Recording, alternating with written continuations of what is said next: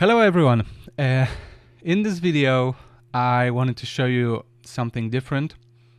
A Q&A session with great composer Bruce Broughton. And I asked him a lot of questions, so let me just take a look. So Bruce Broughton was the composer of the soundtrack for Heart of Darkness, and I've covered this in my last video. It was second in the series. So I asked him about games, about this soundtrack in particular, because I think it's a great soundtrack. Okay, so the first question was, do you play video games? And the answer is no. Well, he's not from this generation, all right.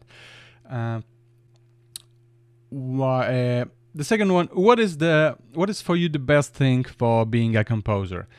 And the answer was to see what's in my head, to solve problems, to see if I can write a certain idea, express a specific feeling, or master a new technique, to have the opportunity to constantly grow. Yeah, I think that's a great description of this craft, growing. Actually, this is common for all the crafts, to grow, but I don't know what actually for me was the thing that caught me in making music. But let's get back. What is the worst thing in being a composer? And the answer is short: it's really hard work. Yeah, I can relate. And I heard one statement, I don't know, it was, there's a YouTube video, I will show you this one in description. There are biggest composers all over the, like Danny Elfman, Hans Zimmer, no, without Hans Zimmer, Danny Elfman, Desplat, well, many of them. And one of them told, what is the best thing in being a composer? When do you feel joy when you're doing what you're doing? And the answer was, when I get a job, and then when I sit at the cinema and just watch the film. So, yeah, I think there's a lot of truth in that, because it's really not much in between, because after the first great impression that you've got a job and now you're making something different, something creative, after that this wears out pretty quickly, and then it's just you and your dove, and that's all. Pretty much you're on your own, and you need to start from the scratch. You've got nothing. I think John Williams said, or it was, so I don't remember exactly who it was, but he said that you always start from the beginning. It doesn't matter if you scored 50 movies in your career. You're starting a new one, and it's a completely new thing. So that sucks. Okay, next one. What was? Yeah, I asked Bruce Broughton if he had any issues when he was working on Heart of Darkness, and he said it was a joy. Nothing came on his mind. And what impact has this soundtrack had on your career? And he said not a lot. Yeah, because he pretty much won an Oscar in '85. Soundtrack was in '98. The game was released in '98. So he was established composer. What was your first reaction when you got an offer to compose music for a video game? Answer: I was happily surprised and completely ignorant of what it was I would be doing. Yeah. Uh, yeah. What is the difference for you in composing music for a movie and for a video game? Because Bruce Broughton is basically not a composer, game music composer. This was his first encounter with the game world. And he said, with Heart of Darkness, there wasn't too much of a difference since I recorded 2 set scenes which were animated. Yeah, because like I mentioned in the second episode, he composed music for cutscenes. Cutscenes was a separate thing, and actually it was a movie, like an animated movie. The actual game part was separate from my music. Yeah. This was a game from long ago, and video games are very different now. The score wasn't at all interactive with the game.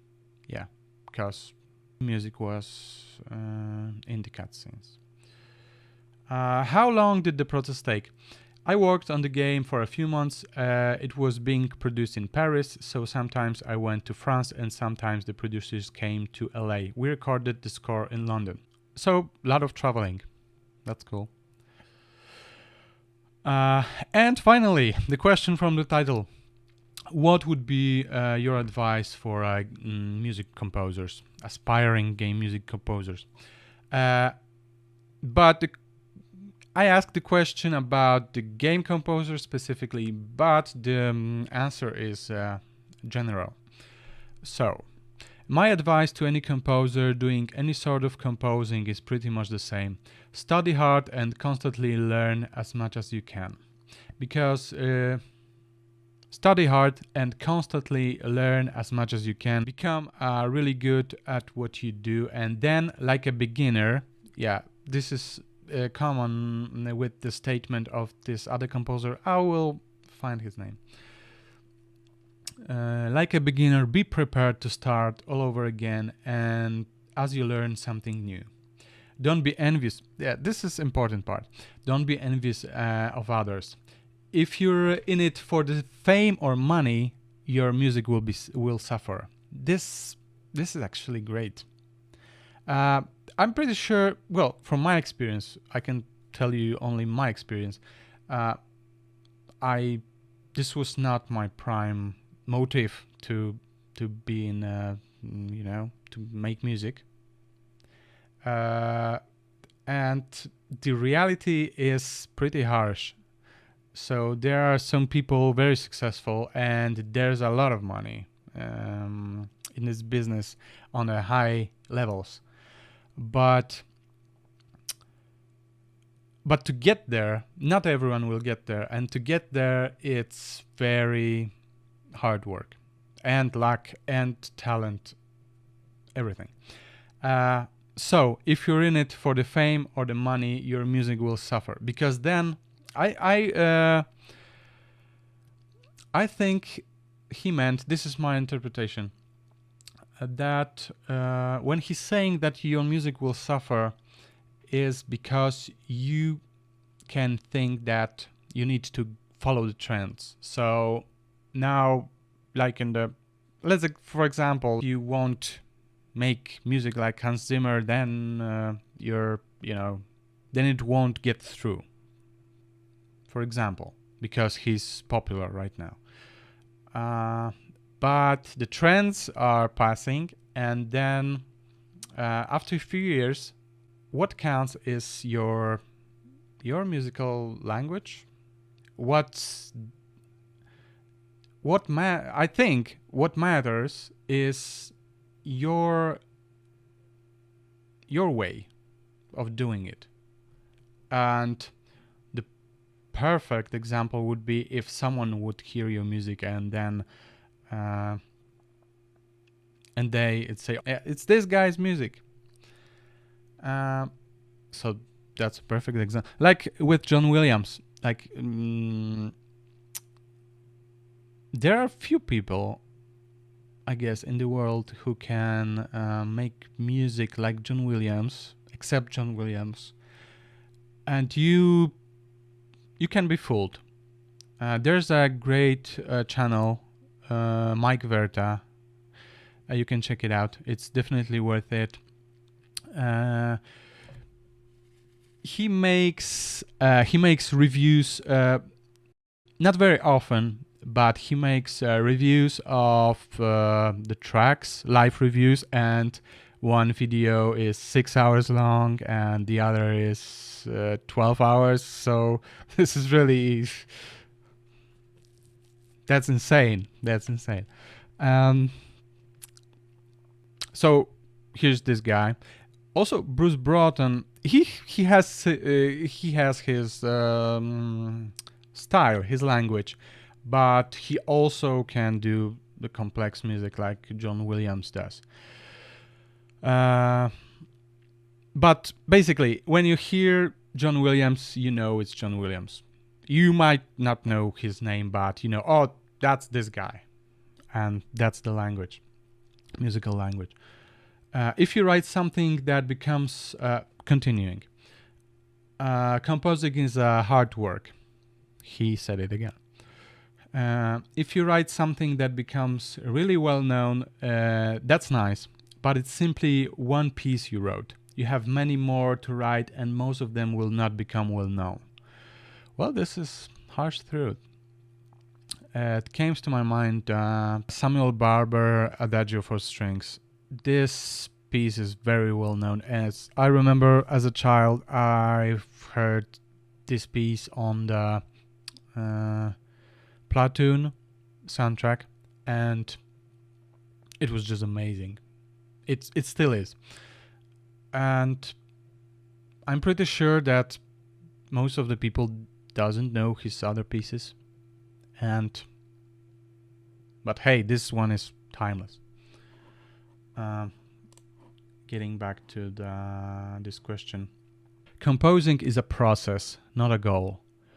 But it's also a great joy to create something so wonderful as music, especially if it's enjoyed by others. Yeah, so I might do a video about it because I think this is a pretty interesting topic. How far you should go? Do you need to think about other people's opinion? Because of course, and on what degree? This is a fascinating topic. I think I'll cover that in the future. Okay, that was it. That was the Q&A with Bruce Broughton. I hope you found some information useful for you, and thank you for this first video, and see you next time.